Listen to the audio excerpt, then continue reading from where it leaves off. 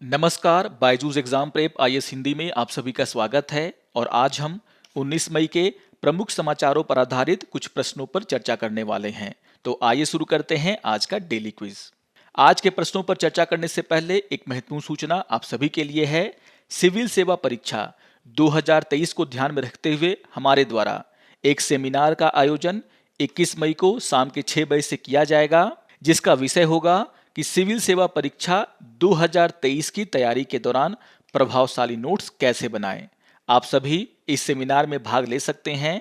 इसमें भाग लेने के लिए आप सभी को रजिस्ट्रेशन करना होगा, जिसका लिंक इस वीडियो के डिस्क्रिप्शन बॉक्स में दिया गया है, जिसका उपयोग कर आप अपना रजिस्ट्रेशन कर इस सेमिनार में भाग ले सकते हैं। आइए अब क्वेश्चन नंबर 1 पर चर्चा कर लेते हैं। क्वेश्चन नंबर 1 है, निम्नलिखित में से कौन सा कथन सृजन पोर्टल का सबसे अच्छा वर्णन करता है। और यहां पर आपको 4 ऑप्शन दिए गए हैं।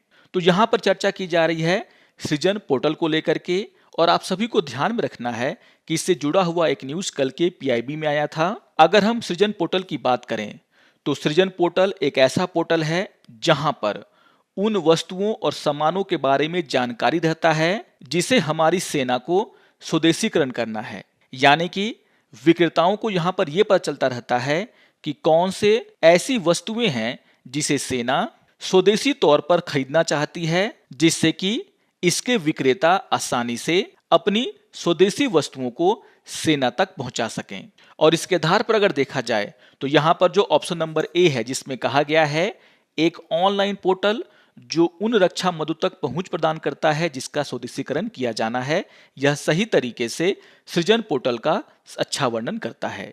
यानी कि क्वेश्चन नंबर 1 का आंसर होगा आपका ऑप्शन नंबर ए।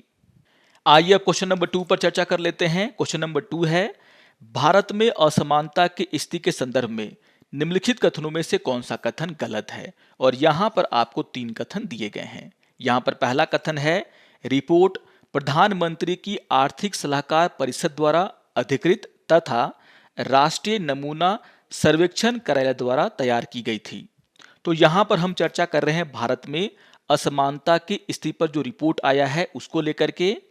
आपको ध्यान में रखना है कि इससे जुड़ा हुआ एक न्यूज कल के पीआईबी में आया है, जिसमें यह बताया गया है कि प्रधानमंत्री के आर्थिक सलाहकार परिषद के अध्यक्ष डॉक्टर विवेक देबरॉय के द्वारा भारत में असमानता की स्थिति पर एक रिपोर्ट जारी किया गया है। आपको ध्यान में रखना है कि प्रधानमंत्री का जो आर्थिक सलाहकार परिषद होता है वही इस रिपोर्ट को बनाता है। और इसके आधार पर अगर देखा जाए तो यहां पर पहला कथन गलत हो जाता है, क्योंकि यहां पर लिखा हुआ है कि राष्ट्रीय नमूना सर्वेक्षण कार्यालय द्वारा इस रिपोर्ट को बनाया जाता है। यानी कि यहां पर पहला कथन गलत है। आइए देख लेते हैं दूसरे कथन को। दूसरा कथन है, रिपोर्ट आय वितरण, श्रम बाजार की गतिशीलता, स्वास्थ्य, शिक्षा और घरेलू विशेषताओं को प्रमुख क्षेत्रों के रूप में देखती है जो असमानता की प्रकृति और अनुभव को प्रभावित करते हैं। आपको ध्यान में रखना है कि इस न्यूज में यह बताया गया है कि भारत में असमानता की स्थिति का पता लगाने के लिए यहां पर 5 अहम क्षेत्रों पर ध्यान दिया गया है। जो क्षेत्र हैं, आय का वितरण, श्रम बाजार गतिशीलता, स्वास्थ्य, शिक्षा और पारिवारिक विशेषताएं। और इसके आधार पर अगर देखा जाए तो यहां पर दूसरा कथन पूरी तरीके से सही है। आइए देख लेते हैं तीसरे कथन को। तीसरा कथन है, इसमें आवधिक श्रम बल सर्वेक्षण, राष्ट्रीय परिवार और स्वास्थ्य सर्वेक्षण और शिक्षा के लिए एकीकृत जिला सूचना प्रणाली की विभिन्न दौरों से प्राप्त आंकड़ों का उपयोग किया गया है। तो यहां पर यह तीसरा कथन भी सही है। आपको ध्यान में रखना है कि इस रिपोर्ट को बनाने के लिए आवधिक श्रम बल सर्वेक्षण, राष्ट्रीय परिवार स्वास्थ्य सर्वेक्षण और शिक्षा के लिए एकीकृत जिला सूचना प्रणाली में जो आंकड़े हैं उनका उपयोग किया गया है। यानी कि तीसरा कथन भी सही है। और इसीलिए क्वेश्चन नंबर 2 का आंसर होगा आपका ऑप्शन नंबर ए। यहां पर सिर्फ पहला कथन ही गलत है। आइए देख लेते हैं तीसरे क्वेश्चन को। तीसरा क्वेश्चन है, निम्नलिखित में से कौन सा सुमेलित नहीं है। और यहां पर एक तरफ सुरंग का नाम दिया गया है और दूसरी तरफ ये सुरंग किस स्थान पर है उसके बारे में जानकारी दिया गया है, और आपको बताना है कि इनमें से कौन सा सुमेलित नहीं है। यहां पर पहला कथन है अटल रोड टनल, जिसके सामने लिखा हुआ है हिमाचल प्रदेश। तो यह पूरी तरीके से सुमेलित है। आप सभी को पता है कि जो अटल टनल है वह हिमाचल प्रदेश में स्थित है। यहाँ पर जो दूसरा पॉइंट है उसमें लिखा गया है सेला सुरंग, जिसके सामने लिखा हुआ है सिक्किम। आपको ध्यान में रखना है कि इससे जुड़ा हुआ एक न्यूज आज के द इंडियन एक्सप्रेस में भी आया है और आपको ध्यान में रखना है कि सेला टनल अरुणाचल प्रदेश में स्थित है और इसके आधार पर अगर देखा जाए तो यहाँ पर जो दूसरा कथन है वह सुमेलित नहीं है। तो आपको ध्यान में रखना है कि सेला सुरंग अरुणाचल प्रदेश में स्थित है, ना कि सिक्किम में। यहाँ पर तीसरा कथन है श्यामा सुरंग, इसके सामने लिखा हुआ है महाराष्ट्र। आप सभी को ध्यान में रखना है कि जो श्यामा सुरंग है वह जम्मू और कश्मीर में स्थित है, ना कि महाराष्ट्र में। इसीलिए यहाँ पर जो तीसरा कथन है वो भी सुमेलित नहीं है। यानी कि क्वेश्चन नंबर 3 का आंसर होगा आपका ऑप्शन नंबर बी। तो इससे जुड़े हुए न्यूज को भी आप जरूर ध्यान से पढ़ेंगे, बहुत ही इंपॉर्टेंट न्यूज है ये। आइए अब क्वेश्चन नंबर 4 पर चर्चा कर लेते हैं। क्वेश्चन नंबर 4 है डेनिसोवंस के संबंध में निम्नलिखित कथनों पर विचार कीजिए। और यहां पर आपको 3 कथन दिए गए हैं और आपसे पूछा जा रहा है निम्नलिखित कथनों में से कौन सा कथन सही है। यहां पर पहला कथन है ये विलुप्त प्रजाति या होमोजीन में पुरातन मनुष्यों की एक उपप्रजाति है। तो यहां पर हम चर्चा कर रहे हैं डेनिसोवंस को लेकर के, जिससे जुड़ा हुआ एक न्यूज आज के द इंडियन एक्सप्रेस में आया है। और आपको ध्यान में रखना है कि अगर हम डेनिसोवंस की बात करें तो वे लाखों साल पहले पृथ्वी पर निवास करते थे और इसके आधार पर अगर देखा जाए तो यहां पर पहला कथन पूरी तरीके से सही है, जहां पर कहा जा रहा है कि ये विलुप्त प्रजाति या होमोजीन में पुरातन मनुष्यों की एक उपप्रजाति है। तो यह पूरी तरीके से सही है। आइए देख लेते हैं दूसरे कथन को।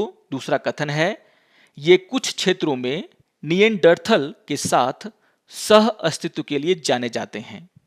तो यहां पर इस न्यूज में यह जानकारी दी गई है कि डेनिसोवंस लाखों साल पहले पृथ्वी पर रहते थे और कुछ क्षेत्रों में निएंडरथल के साथ इनका सह अस्तित्व था और इसीलिए यहां पर जो दूसरा कथन है वो भी सही है।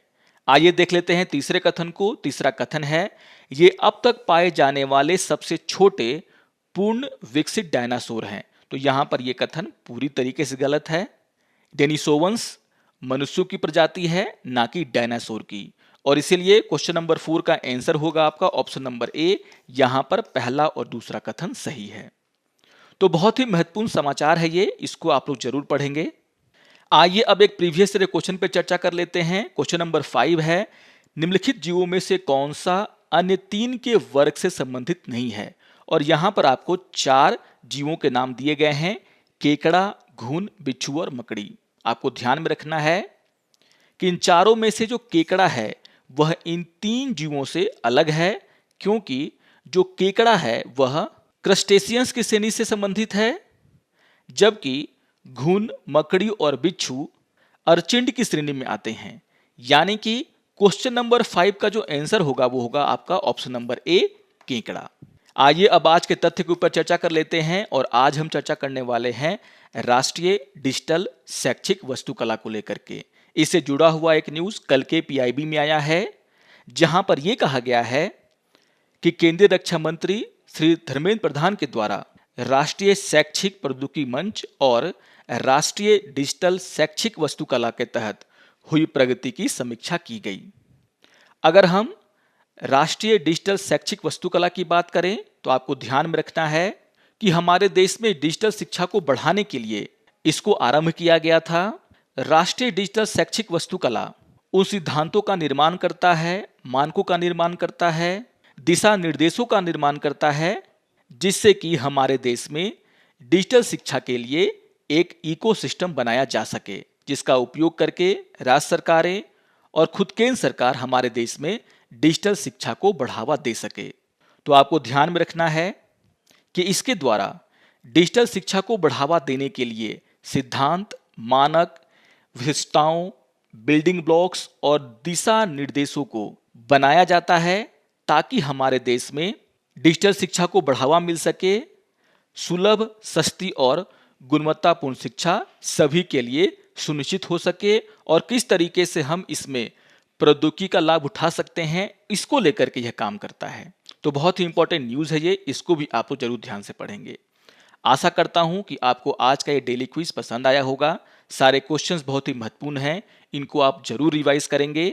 और अगर आपको ये वीडियो अच्छा लगे तो आप जरूर इसे लाइक करें, शेयर करें और दूसरों को भी सब्सक्राइब करने के लिए प्रेरित करें। तो मिलते हैं डेली क्विज के अगले अंक में, तब तक के लिए नमस्कार और धन्यवाद।